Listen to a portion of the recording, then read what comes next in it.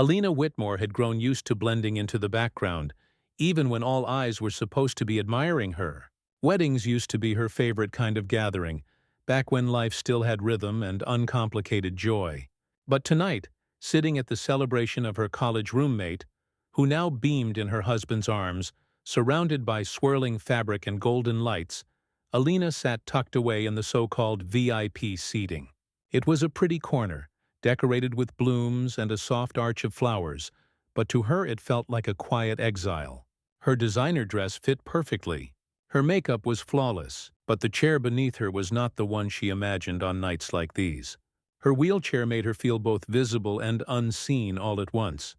Her champagne glass sat untouched, bubbles rising without purpose. She was ready for another long night of sitting politely, smiling politely, being forgotten just as politely, when a voice cut through the hum of chatter.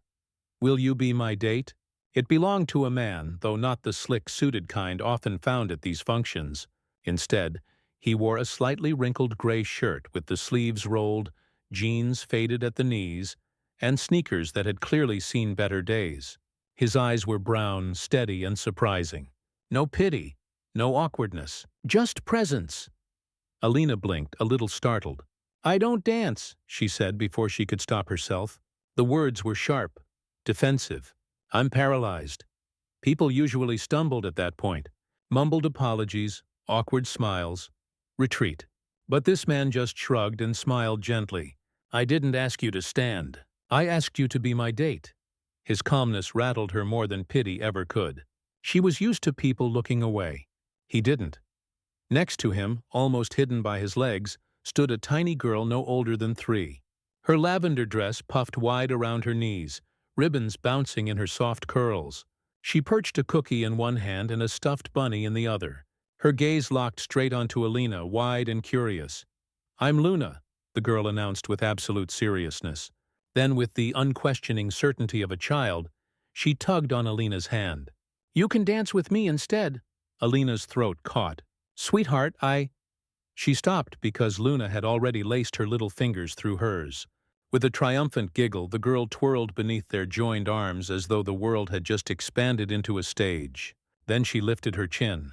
"Now it's your turn." For a moment, the entire room seemed to fade. The music, the chatter, even the crushing weight Alina had carried into the evening. She froze under the expectation in those young eyes, and before she could flinch, the man stepped forward. He placed his hand gently on the back of her chair and gave it the faintest, easiest turn.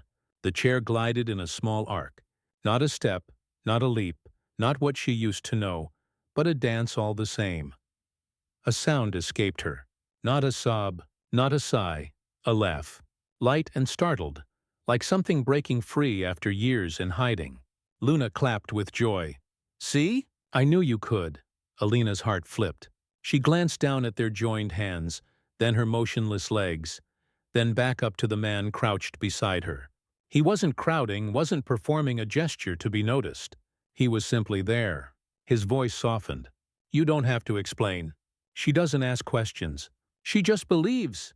Alina fought of the sting of tears, but a smile broke through anyway. "I don't usually do this," she whispered.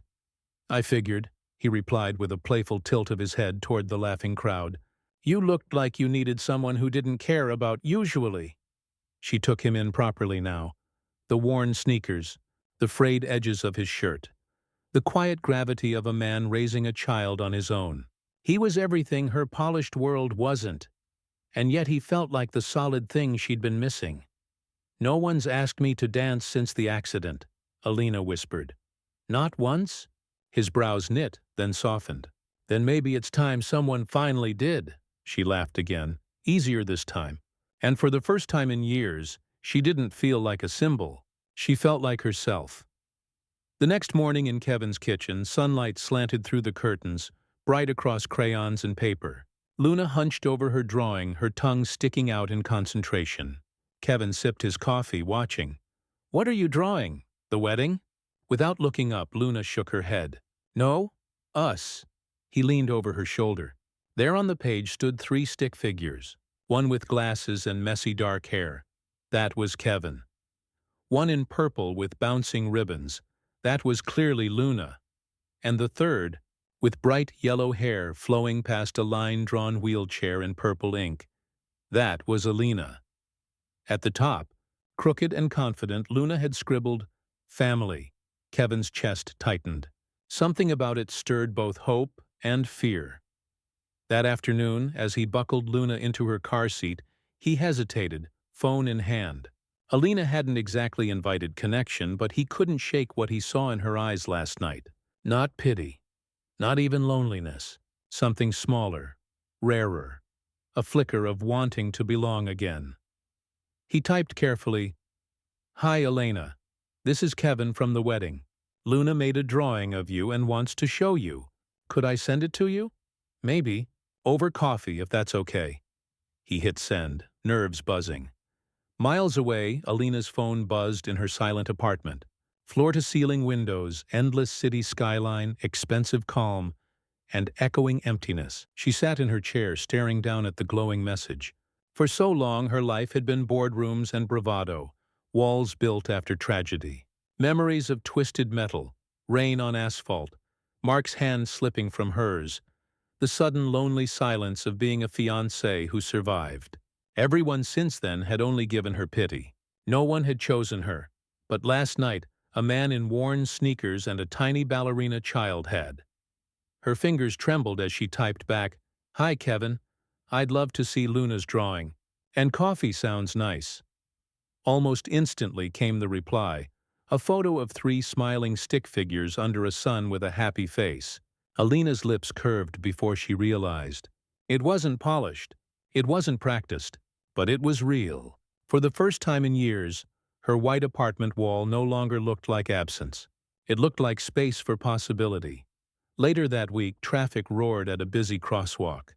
Alina maneuvered carefully across, but the cracked pavement snagged her wheel. The chair jerked, stuck fast between slabs. Cars revved. A horn blared. Panic licked at her chest as she froze in place. Then came a voice, loud, urgent. "Don't move!" And then he was there. Kevin, sprinting. A hand raised to a car, the other gripping her wheelchair handles. "I've got you!" With practiced strength, he tilted the chair just enough, freed the jammed caster, and eased her safely onto the sidewalk. Engines fumed. Horns faded away. Alina sat catching her breath, cheeks burning with equal parts embarrassment and relief. Kevin crouched low so his steady brown eyes met hers.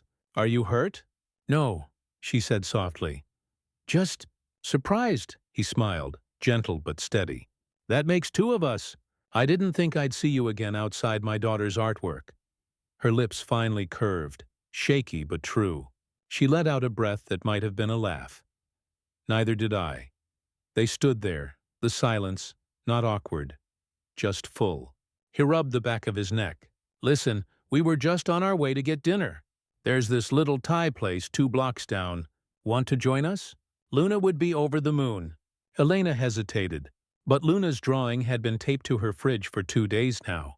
"Sure," she said, "why not?" The restaurant was small, cozy, and painted in warm orange tones. Luna immediately pulled out a chair beside her own and insisted, "This is for Miss Elena." They ordered spring rolls, stir-fried noodles, and curry. Elena found herself listening more than speaking, and that surprised her. It had been a long time since silence felt safe. Kevin talked easily but never to impress. He told her about his job designing inclusive playgrounds, the kind with wheelchair ramps and sensory walls. "I guess it started when Luna was born," he said. "I kept looking at the world through her eyes. She needed softness, so I tried to build some." She smiled gently. "You built more than that. She's wonderful."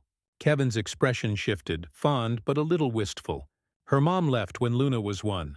Said she wasn't cut out for it. I think she expected me to give up, trade the struggle for convenience." Elena looked at him carefully. "And you didn't?"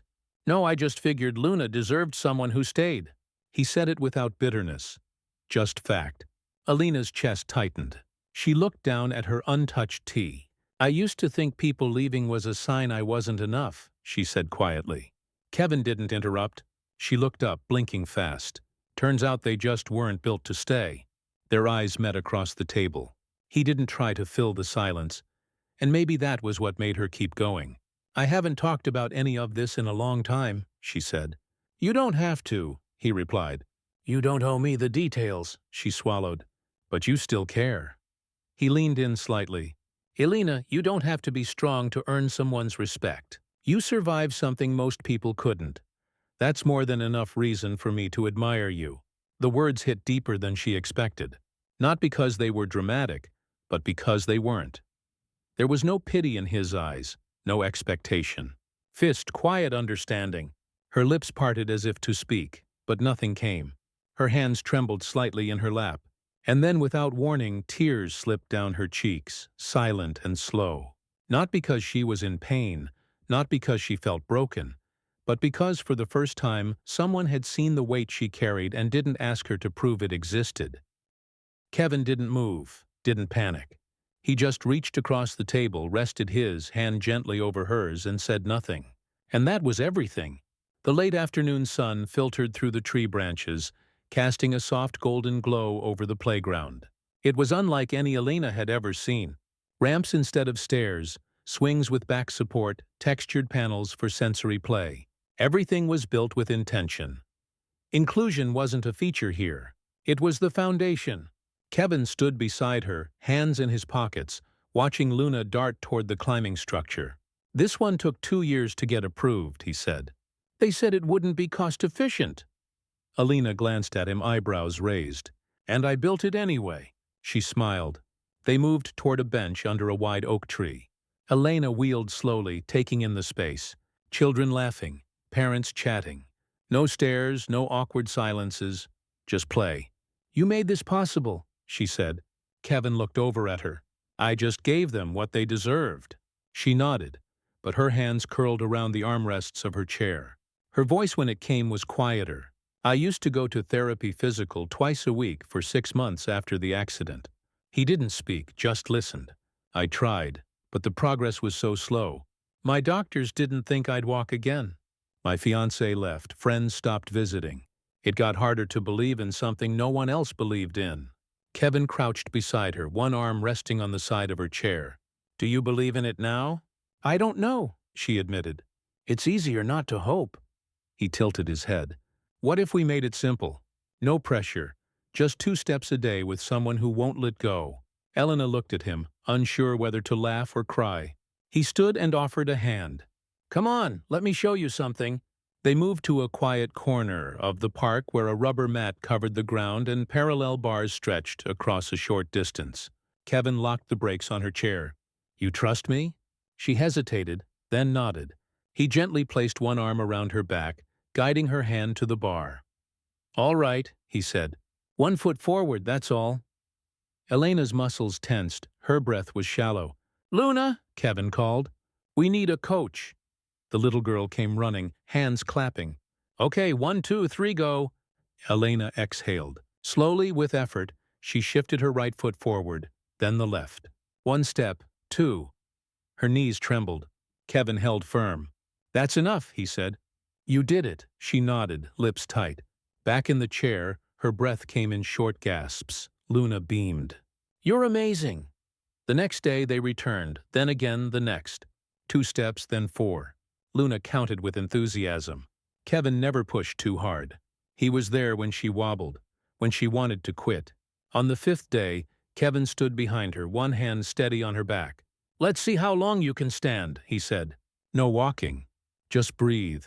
Elena closed her eyes. Her fingers clenched the rail. 5 seconds, 8. Her legs quivered. 10, 12, 15. Then too much. Her knees gave, but Kevin caught her. He eased her into the chair, but her face was already buried in her hands. "Elena," he said softly, kneeling. She shook her head, but not from shame. When she looked up, her cheeks were wet. "I didn't think I could," she whispered. "I forgot what it felt like to believe in myself." Kevin reached up, brushed a strand of hair from her face. "You didn't forget," he said. "You just needed someone to remind you." Elena leaned forward, rested her forehead against his shoulder, and for a long moment he held her. No fanfare, no applause, just steady, unwavering support. Above them, Luna's voice rang out from the monkey bars. "Daddy, look! I can do it by myself." Elena smiled through her tears. "So can I," she whispered. The ballroom shimmered with chandeliers, polished marble floors, and silver-trimmed linens. Waiters in black vests moved like shadows between tall glasses of champagne and practiced laughter. Elena moved with poise, her golden hair and a sleek bun, a navy gown tailored perfectly to her seated frame. Her eyes searched. There. Kevin stood at the edge of the room holding a glass of water, stiff in a charcoal suit that didn't quite fit the designer setting. His tie was crooked, his gaze filled with both admiration and an unspoken question. "Do I belong here?" She rolled to him and took his hand without hesitation. "Thank you for coming," she said. "I've built jungle gyms for toddlers that feel less intimidating than this place," he replied with a wry smile. For a while, things felt steady. Then came the whispers. "Elena's date. Is he staff? No, I heard he's a construction guy. Single dad, I think. Can't believe she brought him here." The sharpest came during dinner from Madison, a slick investment director with a polished smile. "I didn't know you were dating," Madison said sweetly. So refreshing to see a CEO open-minded enough to date someone grounded. Kevin stiffened. Elena's fork paused. "It's lovely." "Really," Madison continued. "You could use someone normal, humble." Kevin stood. "I'm going to get some air." Elena was after him in seconds, weaving between couture dresses and champagne flutes, slipping through the French doors into the cool night. "Kevin," she called. He was halfway down the stone steps. "Please don't walk away." He turned, jaw tight. "I didn't want to make a scene." "You didn't. That's the problem. I am the scene. I don't fit here. They look at me like I wandered in off the street, like I'm something you'll regret tomorrow." She wheeled closer. "That's not true. I build playgrounds. You build empires. You build places where kids like Luna feel safe. You built a space where I felt safe." He looked away. "I saw your face when Madison spoke." She flinched. I froze. Not from shame, from exhaustion. I've spent my life proving I belong in that room. When they mocked you, it felt like they mocked me for choosing real over expected. Kevin's eyes softened slightly. She caught his hand. "I was scared," she said, "that if I defended us, you'd think I believed you needed defending." He looked down at their joined hands. "I don't need defending," he said. "I need honesty." Her eyes shone. "Then here it is. I'm scared. Scared that if I claim you, I'll lose you when things get hard. But if I stay quiet, I feel like I'm back on the sidelines of my own life. And I can't go back there. I won't." Her breath shook. "I've spent 2 years hiding behind strength. But tonight, I'm asking you to stay, not because I'm strong, but because I'm finally brave enough to be afraid and still choose you." Silence stretched. The breeze rustling ivy along the stone railing. Then Kevin stepped forward. He crouched, touched her cheek. "You don't have to choose between their world and mine," he said. "But I won't walk beside you in silence. Not when you mean everything to me." Her voice broke. "I'm sorry," he smiled softly. "I just needed to hear that." "What?" She leaned forward, forehead against his. For the first time that night, she wasn't a CEO or a woman in a wheelchair. She was just Elena with the man who saw her. And this time, she wasn't letting go. Elena stared at the screen. The blog post was everywhere. Reposted, retweeted, reshared under headlines dripping with accusation. "Billionaire CEO fakes paralysis for sympathy." Attached were old photos of her standing taken before the accident, and a short, grainy video someone had recorded last week at the playground showing Kevin helping her balance for a few seconds. No context, no explanation, just 15 seconds of shaky footage and 1,000 assumptions. The blogger, someone she barely remembered meeting at a tech mixer last year, accused her of using her disability to rebrand her image after a year of declining profits. The article called her manipulative, calculated, and a master of emotional marketing. Hersher, the blogger's most famous article. She closed the laptop. Her hands trembled. By noon, the board had called an emergency meeting. By 5, they'd placed her on temporary leave pending review. That night, the apartment was silent. She didn't respond to messages. She didn't check emails. She sat in the dark with only the city lights flickering across the ceiling and the soft hum of the wine cooler in the kitchen. Gan called. She ignored it. Then came the knock. It was gentle, hesitant. She knew it would be him, but she didn't move. Another knock, a pause, then his voice muffled through the door. "Elena, I read it. All of it." Still she didn't move. Elena opened the door. Her voice cracked through the silence. "I can't." A pause. "Are you hurt?" "No, not physically." She could almost hear the frown in his voice. "Then why won't you let me in?" She closed her eyes. "Because if I do, I'll want to stay close. And if I stay close, you and Luna become targets too. They'll find something, twist something. I'm not going to drag you through this." The silence on the other side was long. "Then you care about what people say on the internet," she whispered. "You should." A sound like him sitting down just outside the door. "I've dealt with judgment my whole life, Elena. When Luna's mom left, people said I drove her away. When I showed up at school with paint-stained jeans, they looked at me like I didn't belong in the pickup line. None of that broke me." She listened. Her heart hurt. "But do you know what would?" He continued, voice low. "Watching someone I love shut me out because she thinks she's protecting me when all I want is to be in her corner." She flinched. "Kevin." He didn't let her finish. "I didn't fall for a perfect woman," he said. "I fell for the one who fights, who wakes up every day and chooses to keep going, even when it's hard. I chose the woman who took 2 steps even when everyone said she'd never stand again." A tear slid down her cheek. "I chose you, Elena, not because you needed saving, but because you never gave up on yourself. And I won't let you give up now." She pressed her hand against the door, wishing it were thinner, wishing she were braver. "I don't know how to fix this," she whispered. "I don't need you to fix it," he replied. "I just need you to let me in." For the first time in days, the ache in her chest eased just a little. She reached for the handle, paused, then slowly turned it. The door opened. Kevin stood there, soaked from the light drizzle outside, a quiet steadiness in his eyes that reached right into her storm. He didn't speak. He just stepped in and wrapped his arms around her. And for a moment, the world outside, the headlines, the judgment, the noise faded. Elena buried her face in his shoulder. She didn't need to be strong tonight. She just needed to feel. He held her tightly, whispering, "You're not alone. Not this time." And for once she believed him. The screen blinked once, then twice, and Elena went live. She sat in her living room, a simple white sweater on, no makeup, no lighting, only afternoon sun streaming through the windows. Behind her, a stack of therapy bands rested on a chair, and Luna's drawing of the 3 of them was taped gently to the wall. For a moment she didn't speak. "Then my name is Elena Whitmore. Some of you know me as the CEO of Vital Core. Some of you know me from something far more personal."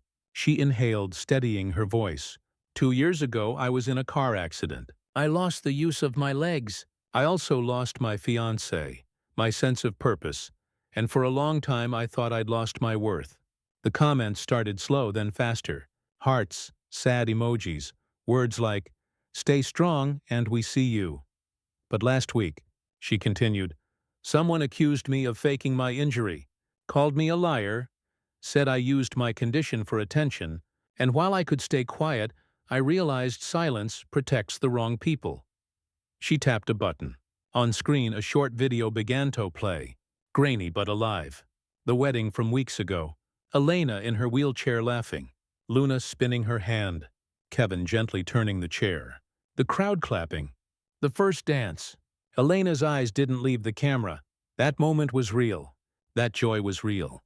I wasn't performing. I was living for the first time in years. She bit her lip. I didn't share my recovery journey because I didn't want pity. I didn't want to be known for what I lost. But I'm learning vulnerability isn't weakness. Healing doesn't need to be hidden. Another breath. I've spent years trying to prove I belonged in boardrooms filled with men who never once asked how I was really doing. And now I think I'm ready to stop proving anything. She smiled faintly. I've stepped down as CEO not because I'm ashamed, but because I want to live lighter, truer, slower. I want to love my life, not just lead it. The chat exploded. You're incredible. Thank you for speaking up. This dance made me cry. One comment stood out. "We've been waiting for you to come home to yourself." Elena exhaled, then closed the live stream. She let the silence linger, but this time it didn't ache. Kevin stood in the doorway, a mug in hand, eyes soft. He didn't speak at first. He crossed the room, set the mug before her. "You were brave," he said. "And beautiful." Elena lawed softly. "I was terrified." "I know," he said. "That's what made it real." She reached for his hand. Then unexpectedly, Kevin knelt beside her chair. "No box, no ring, just him." "I don't have diamonds," he said, voice trembling. "I don't even have a question." Her breath caught. "I just have this," he whispered. "A promise. Let's walk through life, however long, however slow, together. And one day, when you can stand and you're ready to dance for real." He paused. "I want to be the one holding you." Tears blurred her vision. It wasn't grand. It wasn't scripted, but it was everything. She placed a hand on his cheek. "Yes, yes, yes," she said again through tears. "Not because you saved me, not because you're perfect, but because I finally believe love doesn't have to hurt to be real." Kevin Rose pressed his forehead to hers. Neither spoke, because sometimes after a storm, the quiet is the answer. And this was the calm. Not before the storm, but after it, after survival, after choosing Toste, after choosing each other. The garden was quiet. Gentle sunlight filtered through the canopy of trees, casting soft shadows on the grass. Rows of white chairs lined the aisle, each decorated with sprigs of lavender and small paper cranes. Luna's idea. At the front, Kevin stood waiting. He adjusted the cuffs of his shirt, took a slow breath, and looked toward the arch draped in fabric and wild flowers. His hands were steady. His heart wasn't. Luna stood beside him in a pale yellow dress, tiny flowers woven into her curls. She clutched a basket filled with petals, swinging it slightly in nervous excitement. Then the music began. Not the usual wedding march, but a soft piano melody, the same one that played the night Elena first laughed in his arms. Every guest turned. From the back of the garden, Elena appeared.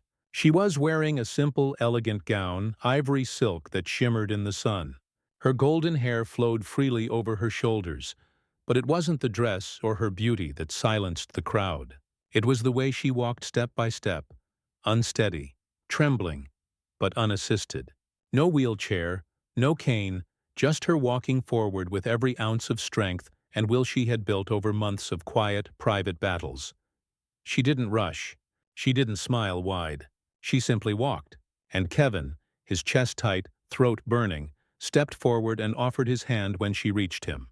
"You came to me on your own," he whispered. She nodded. "I wanted to walk into this fully, not as someone needing to be rescued, but as the woman I've become." Kevin pressed her hand to his heart. They turned toward the officiant. Vows were exchanged. Simple, honest promises not to be perfect, but to be present, to hold space, not expectations, to forgive, to grow, to choose each other again and again. And then Elena turned to the guests and smiled, this time fully, radiantly. "Now," she said, "shall we dance?" The music shifted, slow and tender. Kevin gently wrapped his arms around her, supporting her back just enough to steady, not to hold. Elena leaned in, resting her cheek against his shoulder. They swayed. It wasn't graceful in the traditional sense. Her movements were cautious, and his hands occasionally adjusted her balance, but it was theirs. Real, earned. Luna clapped quietly from the side, beaming, and whispered to a nearby guest, "She's dancing for real. I told you she could." Elena tilted her head up and looked at Kevin. "I danced with you in my heart long before my feet could do it," she whispered. "And I've loved you long before this moment," Kevin replied, brushing a kiss to her forehead. The guests watched in silence, many with tears in their eyes, not from pity, but from the quiet awe of witnessing a love that had been tested, forged, and chosen. Because this wasn't just a wedding, it was a homecoming, for a woman who refused to let tragedy define her, for a man who didn't run when love became complicated, and for a little girl whose innocent faith in goodness had sparked it all. As the song played on, Alina closed her eyes and breathed in the moment. Not the applause, not the attention, just the feeling of being whole, of being loved, of finally being free. Thank you for joining the journey of Alina, Kevin, and little Luna. A story not just about love, but about healing and the quiet magic of being seen. If you've ever stood alone like Elena, chose kindness over comfort like Kevin, or believed in someone like Luna, this story was meant for you. Tap the hype button to support and subscribe so you never miss the moments that remind us. Even in a broken world, beauty still finds a way. You are seen. You are worthy. You are worth loving.